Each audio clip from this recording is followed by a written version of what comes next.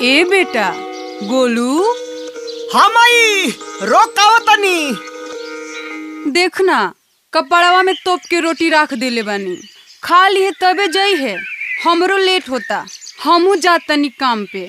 ठीक बा माई, फिर सांझ के मुलाकात हुई। ठीक बा बेटा, ठीक बा।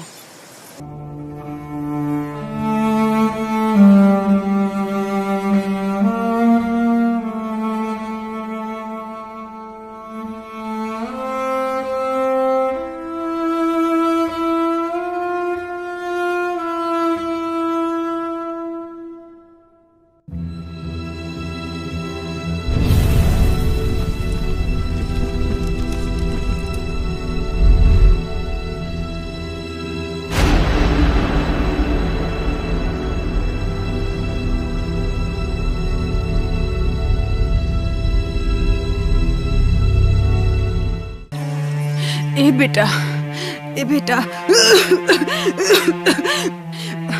अगर हमरा कुछ हो जाए तो अपन बेटा ख्याल रखिए और बढ़िया से रहिए। कोरोना महामारी में बच के रहिए। ई का कहतड़ माई, रुक अभी हम डॉक्टर के लेके आओ तनी।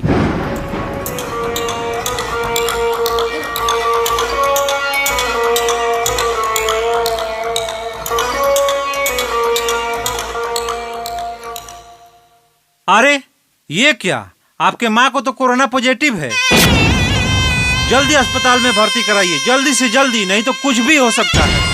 क्या कहता नहीं है डॉक्टर साहेब, अगर हमारा माई के कुछ हो जाए तो हम जिंदा ना रहो। ए बेटा लागत है कि अब हम ना जिया। हिम्मत मत हार माई, अभी हम बानी ना जिंदा, तोरा कुछ ना होके दे।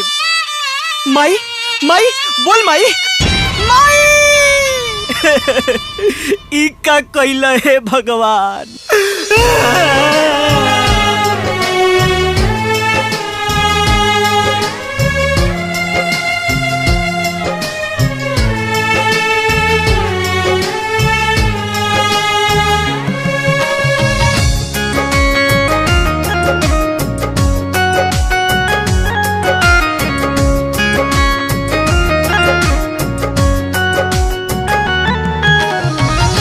ऐसे न मुहवा मोड़ाए माई, तोहरा बिना बबुआ बोला कैसे जी पाई, कैसे जियब रे माई।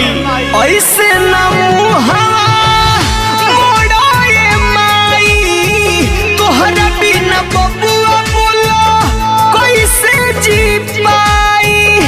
अपने दुलरुआ से तो ना बाड़ू, बबुआ जगावे लाए माई, काहे आँख खोला तो न बाड़ू। बबुआ जगावे लाए माई, काहे आँख खोला तो न बाड़ू।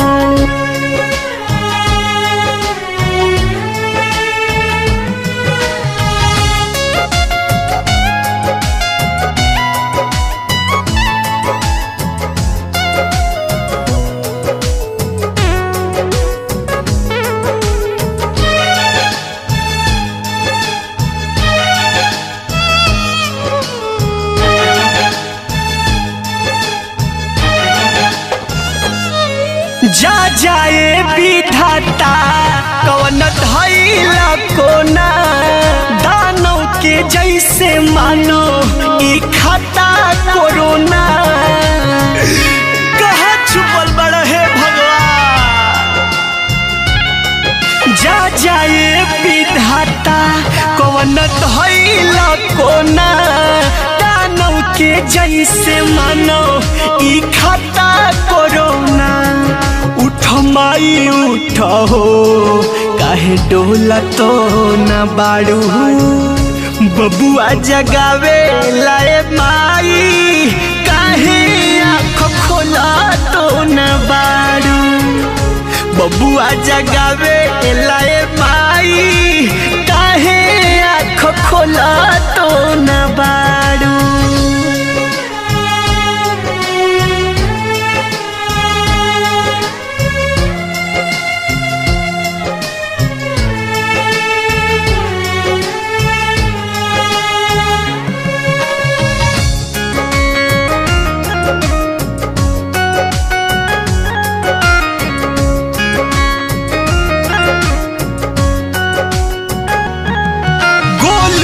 सरगम ससवा रुके होले होले उहे दर्द जाने जे कर माई ना होले।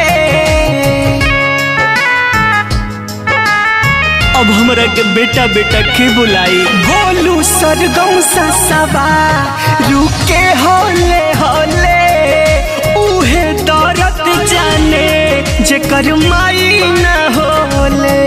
अचरा के प्रीत आज काहे मोला तो न बारू बबुआ जगावे लाए माई काहे आँख खोला तो न बारू बबुआ जगावे लाए माई काहे आँख खोला तो न बारू।